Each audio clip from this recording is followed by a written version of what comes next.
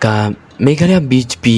महिला मोर्चा कुमसिबंता बंदावा या कहक जंकिन थई बलong nong mikmat kabadai life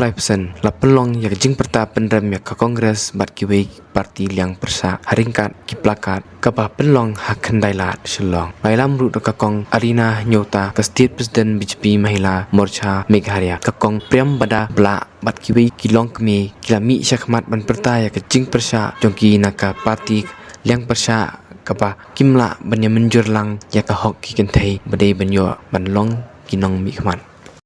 media, social media ke news channel kadai na minta kani ka 33% reservation ka ba ngila kami intiya kay makan urlong handai Islamio ay katakalat ng urlong ya kata 33% reservation minta kini minta kilong kami mo minta kitay bakin sim minta bakin yo katakalat bakin pin iya kata ka jing ya kata ka bor long ya kata ka jing long capable min ya kata ka jing la jong ki bakin ya sim minta kani ka kam politics mo bakin mi khmat ha ka parliament bakin mi khmat ka assembly hendring Islamio hendring iklam kini ki opposition party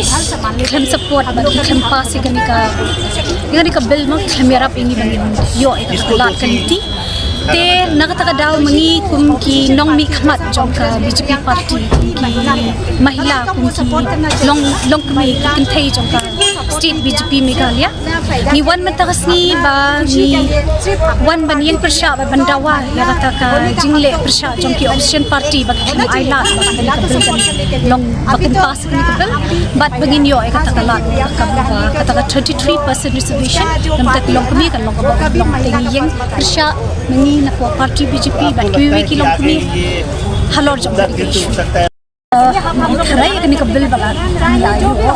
sempat pas kadang sawan ni balat pas minum kuah ban yang इसलिए आए कि महिला रिजर्वेशन जो मोदी जी इतना सोचते हैं महिला के लिए कितना कुछ कर रहे हैं वो तो राहुल गांधी सोनिया गांधी ये टीएमसी प्रियंका गांधी टीएमसी और कांग्रेस ये लोग क्यों महिला के अगेंस्ट जा रहे हैं वो जैसे ममता बनर्जी प्रियंका गांधी वो खुद महिला है फिर भी महिला के लिए क्यों